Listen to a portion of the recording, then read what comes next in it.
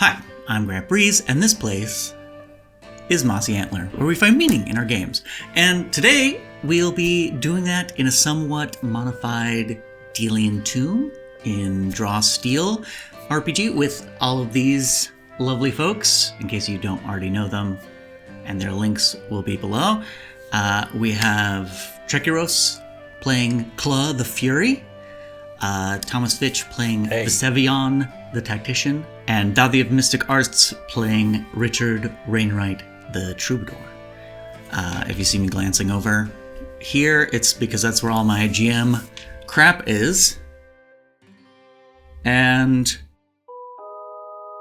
in the sleepy farming village Broadhurst, the three of you are sitting in the slightly overwarm common room of the Straw Bed Inn, where you've stayed already. The only one in town.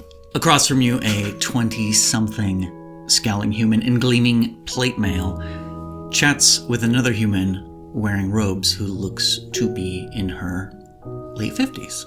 The door to the inn slams open, and a wild-eyed woman in her late 30s wearing a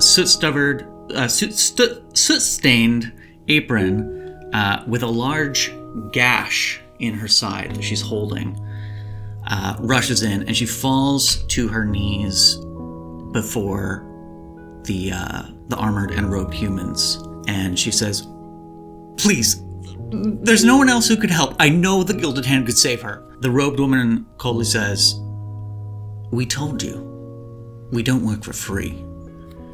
And the two of them stand up from their seats and push past her, and they go ahead and head out the door and leave.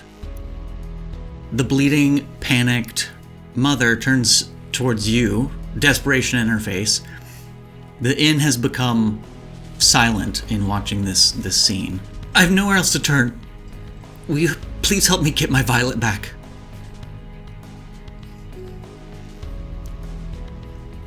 What happened to your Violet?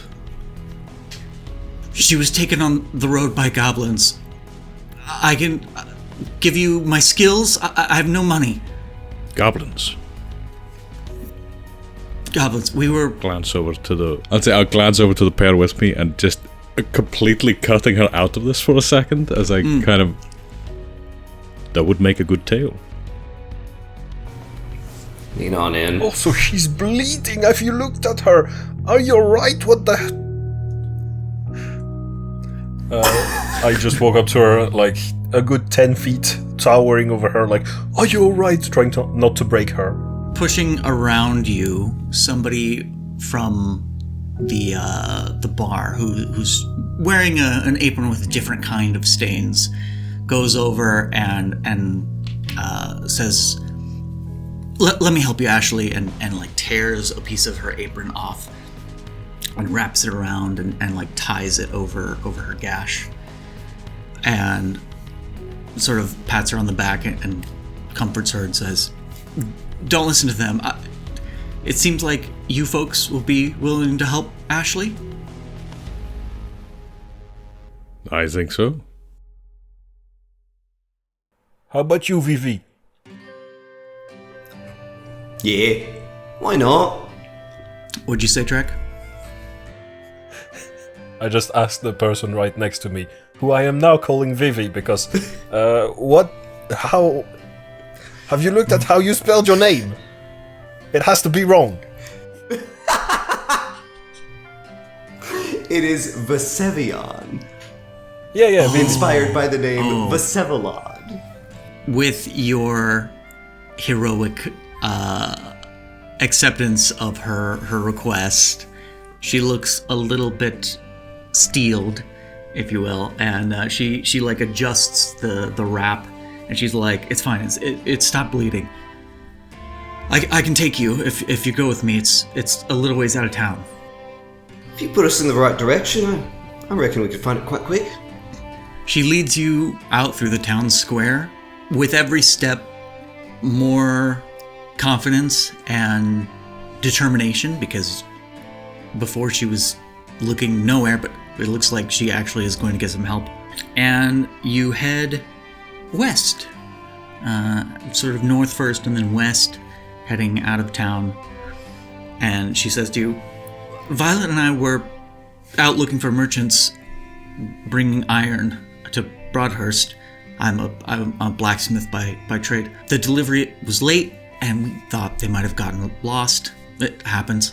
We were passing by an old tomb, and near the Silver Wood on the edge here, some old place from long before my mother's time. We never go in. People say it's haunted and full of shamblemen and things like that. As we went by, a band of goblins came out and grabbed my girl, and she's like trying to hold it together. I did my best, but I couldn't do anything. They just dragged her into the tomb. I can't swing swords. I just make them. The goblins gave me this and left me for dead. And when the coast was clear, I came back.